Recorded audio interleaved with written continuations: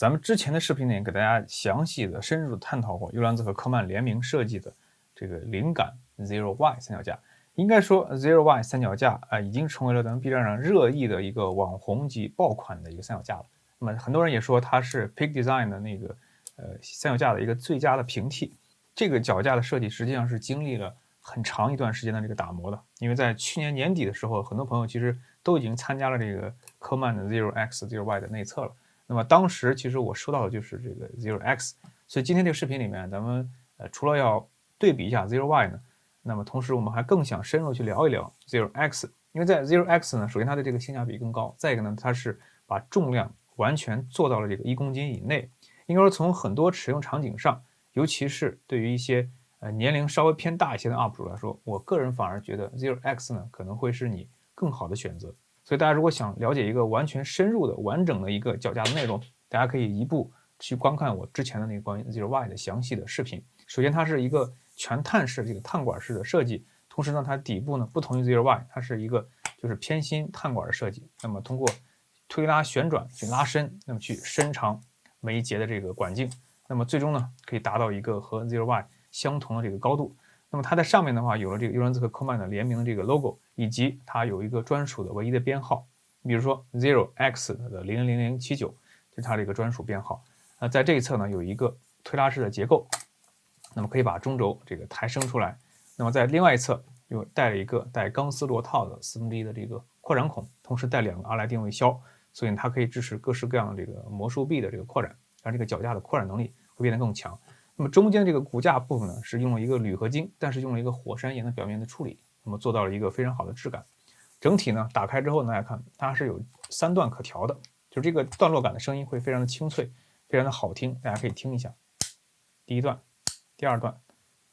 第3段，所以一共是3档高度可调。那么它的顶部的这个云台的设计呢，和 Zero Y 呢也是完全一样的。它通过一个非常巧妙的设计，让我们在不伸中轴的情况下，利用这个内置的一个球体。它是一个大球体，内置了一个大球体，在不伸中轴的情况下，实际上就让我们有一个正负20度的一个调节的空间。那么这个用起来是无疑是非常方便的，并且这个云台还是一个叫阿卡加全景双夹座的一个设计。那么这个分度头的精度达到了7.5度，应该说属于这类脚架里面比较高的这个精度，因为整个的这个脚架非常紧凑。那么另外一侧呢，通过这个扳扣的设计呢，可以很轻松的进行这个调节。但如果你有更高的这个调节需求，你可以把这个扳扣扳开，拉出这个异形的中轴。那么拉出来以后呢，你就可以去解锁这个脚架就是更多无与伦比的特性。比如打开之后往前拉伸，那么这个中轴做成了一个3角铝管的一个异形中轴。那么这样的话就最大限度的去利用了3个管径之间的这个异形的空间，那么让这个收纳的尺寸一个是变得非常的极致的紧凑，再一个中轴的这个强度，因为3角形也比较稳定一个比较好的把握。那么在伸出中轴之后呢，你就可以去调节这个顶部的球台了。它底部有2个豁口，你就可以实现非常方便的实现这个俯拍，一些特殊的机位就完美的实现了。那么俯拍、锁紧、结合分度头，还可以调节相机的俯仰，所以这是这样一个设计。那么顶部呢，这次呢也做了非常多改进，因为在内测的时候它不带防脱的，但现在呢这个所有的云台带防脱、带水平仪，同时顶部这个摩擦的这个高度阳极氧化的这个表面也会提供额外的这个摩擦力。这个分度的精度大概我目测了一下是在2.5个毫米，应该也属于非常高的精度。另外为了这个防止硌手，四边做了倒角的切削和处理，应该说设计上是非常考究的。那么这里的这个快转板也是这个防倾转的，不仅顶部带有这个凸点的纹理，同时呢侧边还带一个凸起。那么这样的话呢，对于很多相机呢可以实现很好的防倾转，并且还是一个4项式的安装。只不过因为这2个防脱螺丝的设计，在这上面就只能在这个方向去使用。那么再接下来就是它的这个内嵌的内藏式的一个扳手的设计了。硬轴底部它内嵌了一个螺丝刀在这里。实际上刚拿到这个脚架的时候啊，这个螺丝刀是藏在一个塑料袋里的，它和相机的脚架包包括这个背带是放在一起的。那么这个螺丝刀的这个管径是单一的管径，它和 Zero Y 是不同。Zero Y 呢是有2种不同的尺寸，而这个呢只有1种尺寸。这个的用法是在于它有2个用途。第一个呢是如果你这个地方脚架出现了一些阻尼感不够的情况，你可以在这里进一步调节。那么再一个呢是从顶部的这个地方可以深入进去，那么把这个螺丝拧开之后呢，你就会惊喜的发现这个异形中轴啊可以分成2段，那一个2段式的异形中轴就可以让我们实现一个超低机位的拍摄。也就是说，我们把这个中轴一分为2，从这个地方打开。好，那我们把这个异形中打开之后呢，那这就是一个短中轴和球台的一体化设计。那么我们把异形中轴取出来呢，异形中轴从这个扳扣扳开，然后把它取出，然后把这段单独放进去，那你就获得了一个超低机位的拍摄。其实这个角度呢，更多的意义在于，是反装，是倒装的，就是从另一侧以这个形式去打开。好，那么从这一侧插入呢，就可以让你的三脚架去拥有一个超低机位的拍摄能力。看到了吗？把它打开之后，你把脚架完全伸开，那就可以让你解锁一个超低机位的拍摄能力。那么这个是脚架的这个设计的功能啊，在这个方面还是无与伦比的。如果你确实不喜欢用中轴的话，那么把它放上去，也是能用的，也是完全 OK 的，也是完全没有问题的。所以呢，整个的这个设计应该说把很多需求整个都统一在一起考虑了，而且用了非常巧妙的这个机械设计进行实现。那么应该说是在这些年来的这种便携的旅行三脚架里面的上乘之作了。好了，关于这个脚架的视频最后啊，我还是想跟大家一起来聊一聊关于这个管腿的设计。实际上，如果你是一个经常在室内或者说你的拍摄场所比较固定的一个朋友来说，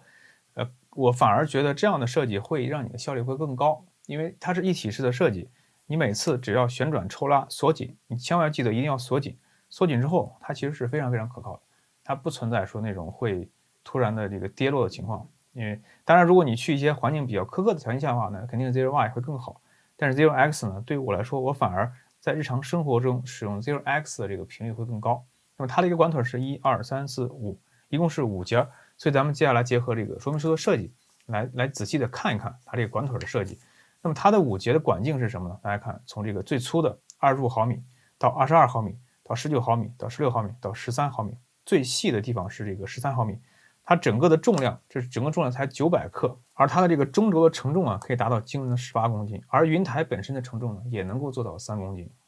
它的整体的收纳的尺寸会比 Zero Y 呢会更便携，它做到了这个40厘米。然后它的这个最低高度呢是158毫米，就是把这个管腿全打开，把这个中轴拆掉，就实现一个最低的高度。同时呢，还可以进行一个反向的拍摄。那最高的高度的话，可以达到1488毫米，也接近1.5米的这个高度。但如果不开中轴的话呢，达到1.2米的高度，是100%的一个全碳的设计。那么另外呢，刚才咱们也说了，这个凡是这里面涉及到图片的地方，咱们都已经给大家都一步到位了。那么 Zero X 和 Zero Y 呢，在这个扳手的设计上是不同的。Zero Y 的这个结构会更复杂一些，它需要2种不同尺寸的扳手，而 Zero X 呢，因为它整体设计更简洁，所以它的这个螺丝刀一体化的设计，那么操作起来也是更方便和简单的。那么包括它的这个云台啊、中轴啊、全景啊，这咱们都已经讲完了。它的这个3档高度75度、55度和20度，好吧？那么对于我个人来说，为什么我个人现在目前用了这么久的时间之后更青睐 Zero X 呢？其实就是因为它足够的简单，足够的方便。就是你比如说我平时在室内去拍摄，那么它一个是折叠起来很轻、很便携，不占空间；再一个呢，就是我想用的时候，我随时用多高拉多高，再搜上，它的这个操作效率会变得非常非常高。那么原来 Zero Y 的话呢，它尽管那个设计会更可靠，也是更旗舰，但是你确实是需要把每一段单独打开、拉开再锁上的。那么这样一个设计呢，实际上效率会更高。另外就是底部的这个 Zero Y 呢，它支持脚钉的更换，而 Zero X 是不支持的。所以这一点大家如果是介意的话，大家就一定要非常的关注这个不同的差异点。但是呢，这个底部的这个旋钮啊，因为它足够的大，所以呢，在绝大部分场合下，它都是能够满足你的使用需求的。那么除非你经常出去旅游，